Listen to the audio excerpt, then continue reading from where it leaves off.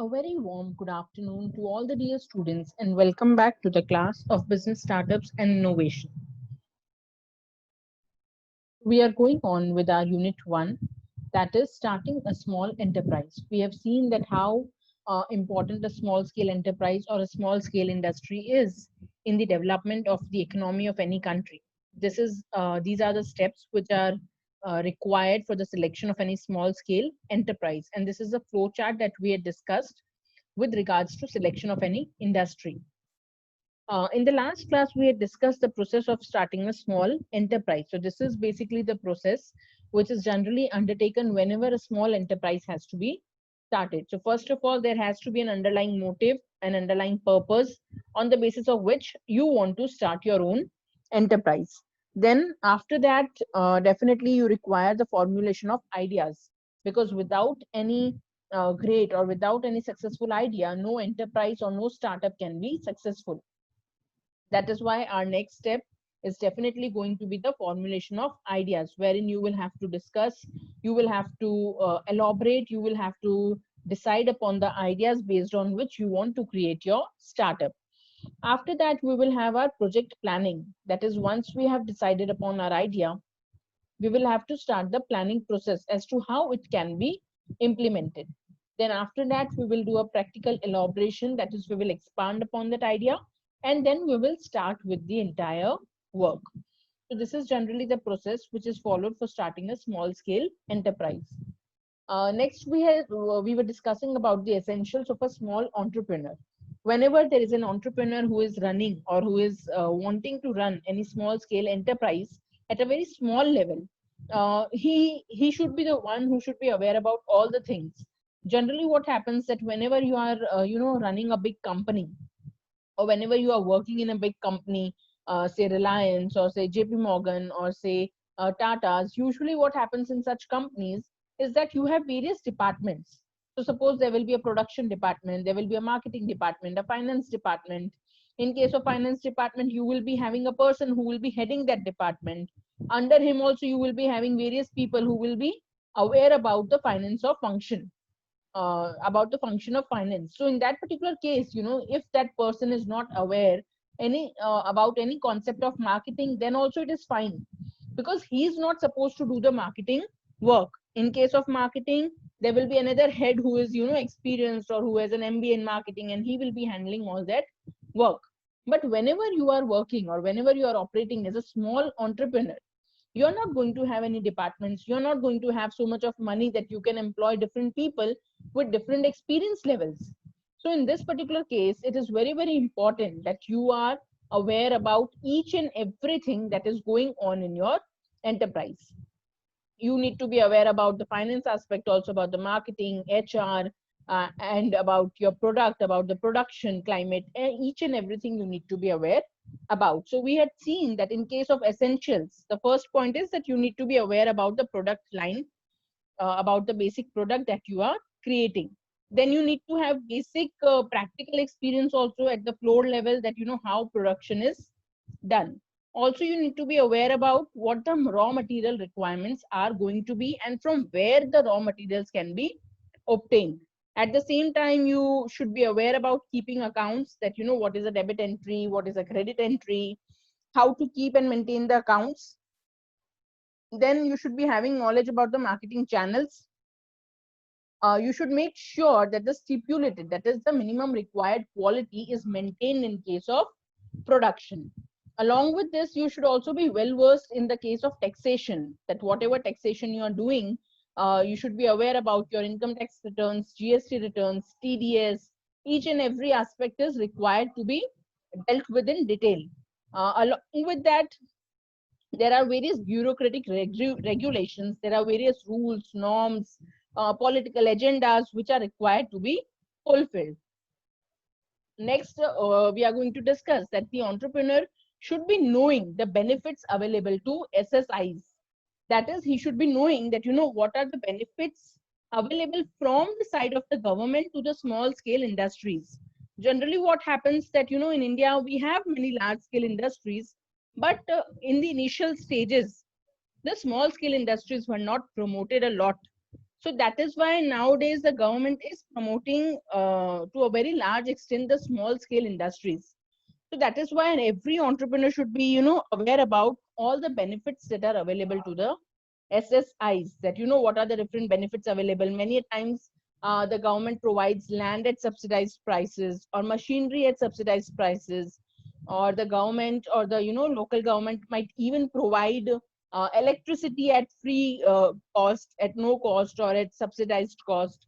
So such are the various benefits which are available to small scale industries, but you can make use of them and you can capitalize on them only and only if you are aware that what those benefits are.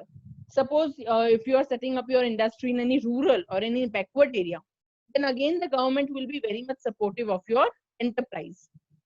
But whenever you are doing this, you need to submit an application to the government in the respective department, and then only that benefit can be made available to the enterprise. So it is very, very important that you are aware about all the benefits which are available. Now, generally what happens that many times the entrepreneur might not be aware about such benefits. He might not always be known to all the benefits. So in that particular case, he can hire some consultant, or he can hire some person or agency who is engaged in this particular business and who can help him capitalize on all the benefits that are made available to him by the government. Next is that he should possess the expertise and shrewdness. Can anybody tell me what you understand by the words expertise and shrewdness, and what is the difference between them?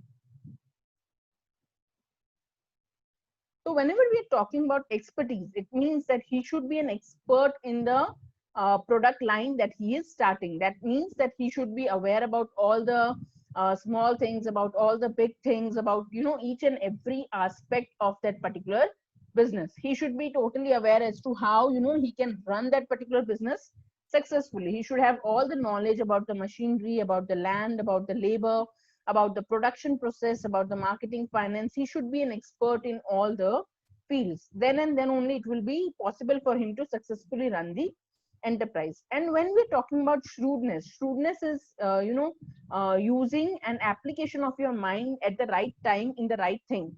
So you should be able to take the right decisions whenever you are required to take them. So that is again a very, very, very important aspect. And last one, we have guts to withstand high pressure climate. So this is very, very important. Many times whenever you are operating as a small scale entrepreneur, there is a lot of pressure on the kind of work that you are doing. There is a lot of maybe you can say political pressure, economic pressure, financial pressure, pressure from the lenders. So in that particular case, you should be easily able to manage that particular pressure. You would have seen that in the rural areas, many a times the farmers or the small scale entrepreneurs, they are not able to handle the pressure, due to which many a times they it leads them to take their own lives. So that is something which is a big no.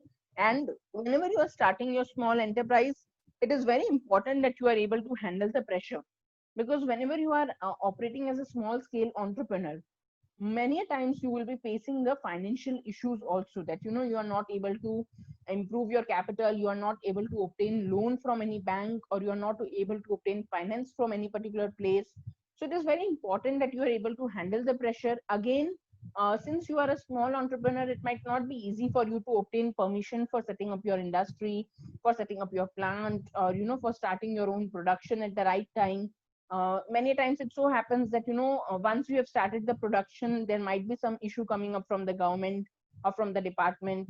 So there are many aspects which usually go on, and it is very, very important that you are able to handle the pressure, because towards the end, like we always say, that there is always light at the end of the tunnel. So once you are able to withstand that high pressure, once you are able to go through it, definitely success will be in your hands once you have crossed that particular path. But it is very important that when times are tough, you are becoming more and more tough, and you are not giving in to the pressure that is being created around you. So that is again a very, very, very important essential of a small scale entrepreneur. Now we will be seeing that how the registration of small scale industries shall be done. So whenever you are going to operate or whenever you are going to start your own small scale industry, it is very important that you require to register yourself. Now, when I say register yourself, it means that you need to submit, or you need to, submit an application for registration that you will be starting your own small scale industry. So in this particular case, and in this particular slide, we will go through the basic steps that are usually being followed by any enterprise which wants to register itself as a small scale industry. So over here, we will see that. Just go through it once, then we'll discuss it.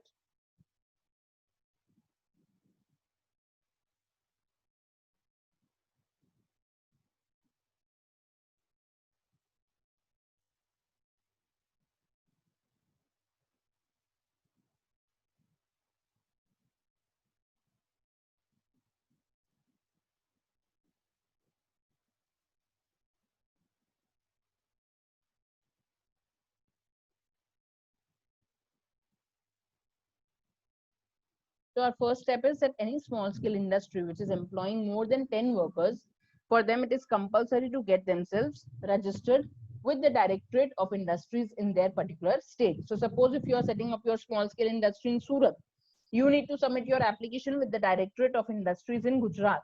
If suppose you are setting up it in Nasik, then you need to submit it with the Directorate of Industries in Maharashtra. So depending upon the state in which you are going to establish your SSI, you need to submit it with the respective state's Directorate of Industries. Now, once you have submitted your application over there, you need to take a copy of that application, and you need to send that copy of application to the Director of Small Industry Service Institute in that particular concerned state. So again, there is not just one institute where you need to submit your application. So first of all, you will submit your application to the Directorate of Industries in that particular state, and a copy of the same application for registration should also be sent to the Director of Small Industries Service Institute in the concerned state. Okay, now why is this registration useful? That we will see right now. That such registration will be very useful to obtain any sort of financial assistance from the government and obtaining machinery on hire purchase basis from the National Small Industries Corporation. So in this particular case, it is very, very important. Many times, if you have registered yourself as a small scale enterprise, then financial assistance will be provided to you from the government side. That is, if you require any loan, if you require any assistance from the government in case of financing, and you are not able to obtain the financing on your own, it will be very useful for you to obtain that financing from the government. Also, not only the financing, many a times whenever you are setting up your own industry or your own company, you require to set up machinery also. First of all, you need to procure land. On that, you need to set up your own building, and you also need to install the machinery. So it is very much possible that many times the government will also help you in obtaining the machinery on hire purchase basis from the National Small Industries Corporation. Okay, so this is one institute, National Small Industries Corporation, and they will also help you in obtaining the machinery on hire purchase basis. So can anyone tell me what do you mean by hire purchase basis? Is it a direct purchase, or is it taking machinery on hire? Anyone?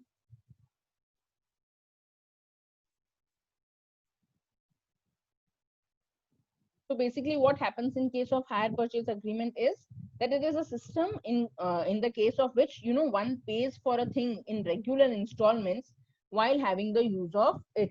So suppose if I have taken any machinery on hire purchase basis, I will start making use of that machinery without giving the full payment. So first of all, I'll just give an initial installment, and after that I'll keep on giving certain installments which will include the hire also, and which will include some principal amount also. So based on that, slowly after 1 year or 2 year or maybe 6 months, till the time I'm able to repay the money, till then the machinery will be in the name of the other party, but then later on the machinery will be transferred in my name, and till that time I will be paying the rent also, that is the hire charges also, and I would have paid the purchase price of that machinery also. Okay.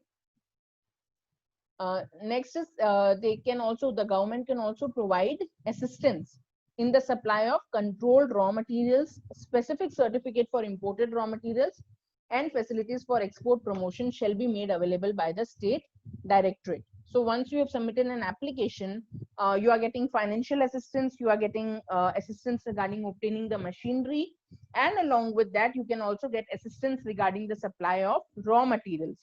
Suppose if you require such raw material which can only be obtained from any particular country, or which is usually obtained at a high price, or the supply of which is regulated. For example, certain medicines, certain plants, certain maybe anything related to animal husbandry. So in all those particular cases, the state directorate will also help you in obtaining that particular raw material. It will also help you in providing certificate for imported raw material. And in case you are going to export your products after production, it will also provide you the facility for export promotion, so that you are able to promote your exports and you are able to obtain good money made out of it. And a registration number is also now required to be quoted while submitting import application. So in case you have to import any raw material, you have to import any machinery, so while making import application, you are also required to compulsorily submit the registration number. Now next, we will be discussing about the infrastructure. So our first step is obtaining permission, obtaining clearance from the state director of industries. Now what happens that, after the initial clearance from the state director of industries, the municipality or the panchayat, okay, if it is a city, if it is a urban area, there will be municipality. If it is a village or a rural area, it will be a panchayat. Okay, so the municipality or the panchayat will issue a no objection certificate that you are starting this small scale industry in our particular area, and we do not have any objection in you starting this particular industry. So they will issue an objection if it is not causing any harm to the people living in that particular area. Okay. Now they have given us an example that if you want to set up a new factory in Greater Mumbai, okay, if you want to set up any new factory in the city of Mumbai, what are the steps that are usually followed? Just go through it once.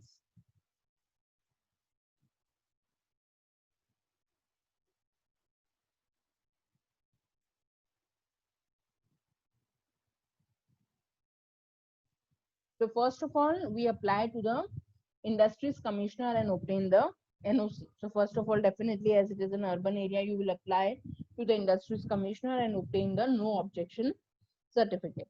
Now, once you have your no objection certificate, you will submit a copy of the above NOC, and along with that, you will apply in Factory Form A to the ward engineer of BMC. BMC is Bombay Municipal Corporation. Then once you have submitted your Form A, along with that, you will also be submitting all the clarifications. So clarifications and submission of further details on the information supplied in Form A may follow. So first of all, once you have submitted your Form A to the ward engineer of BMC, okay, so he might have certain clarifications to ask from you. He might have certain questions. He might, ask you to submit further details if he is not satisfied. So suppose if he's not satisfied and he's asking you for certain clarifications, so the person will submit all the clarifications and will submit all the further details which he had already submitted in Form A. So if any additional information is required, then also the person has to submit it to the ward engineer of BMC.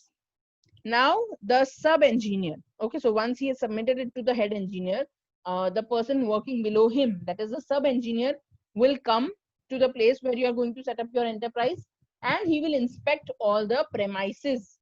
Okay, so he will inspect whether everything is in place, everything has been created and checked as per the rules and regulations. And once he has done that particular checking, he will submit form number 2 to his assistant engineer. Okay, so he will have an assistant engineer and he will submit that what all he observed, what all was there, what all was not there, each and everything he will take mark, he will fill out in that form number 2, and he will submit that particular form to his assistant engineer. Now what the assistant engineer will do, he will scrutinize.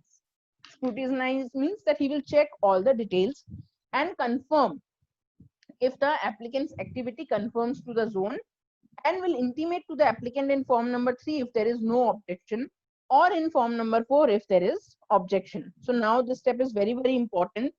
अब सब engineer ने तो क्या किया? He has inspected the premises and he has submitted form number 2 to his assistant engineer. Okay, now what the assistant engineer will do? He will scrutinize all the details, means he will check all the details and confirm whether whatever activity he is going to do, is it in line with the rules and regulations or not. Okay, if suppose he is not having any objection, if each and everything is fine, perfectly in place, then he will inform the applicant in form number 3.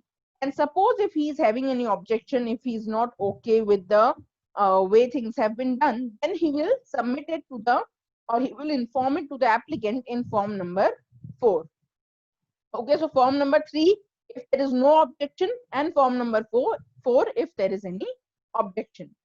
Now what will happen? Form B will be received by the applicant if form number 3 is issued to him. So now what will happen, that if suppose there is no objection and the assistant engineer has given him the form number 3 and there is no objection, in that particular case he will also receive the form B, and he should finally fill that form B and submit it to the directorate.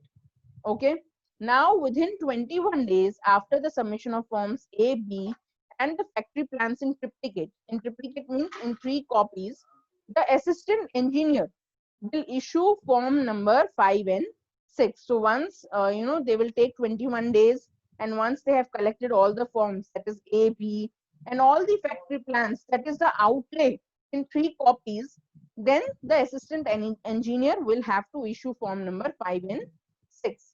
And once the assistant engineer has issued the form 5 and 6, finally permission to begin or to commence production will be given, and they can start on with the production process.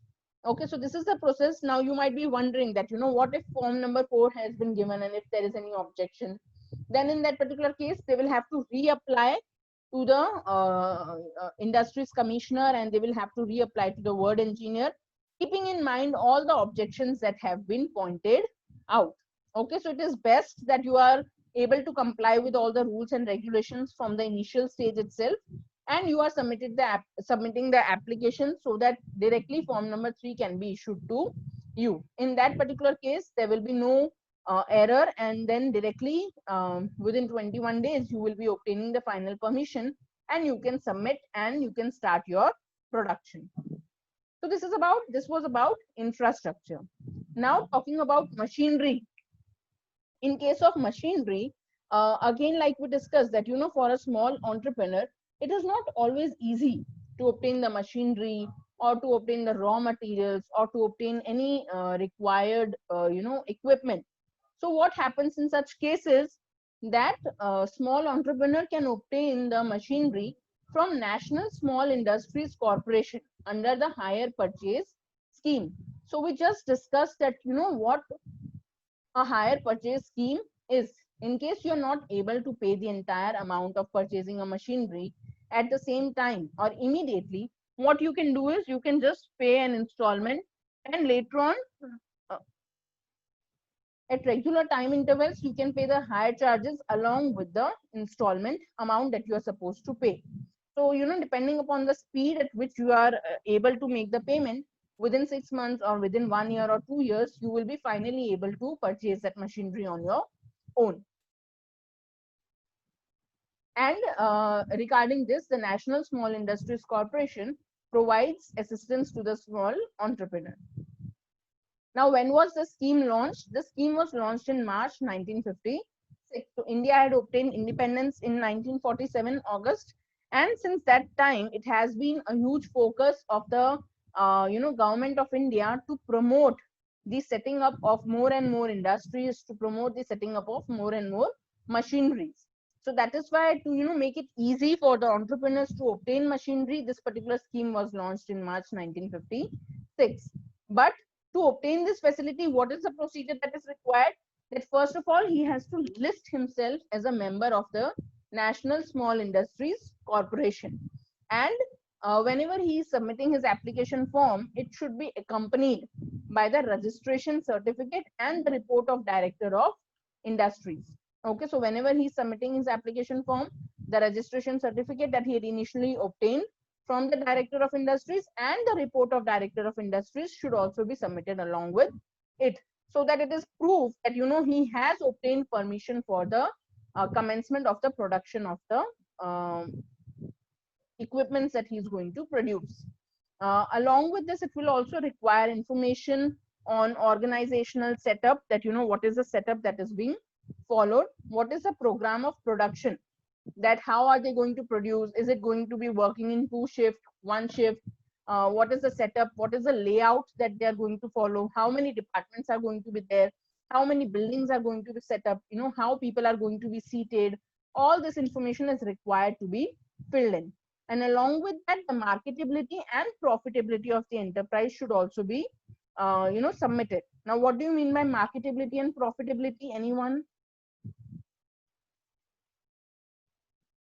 Marketability means that after you have produced that particular equipment, or after you have produced some particular things, how will you able to will you be able to sell it in the market, at what prices, what will be the demand, how will you be doing the marketing of that particular product? And along with that, you will also have to see the profitability of the enterprise and submit accordingly.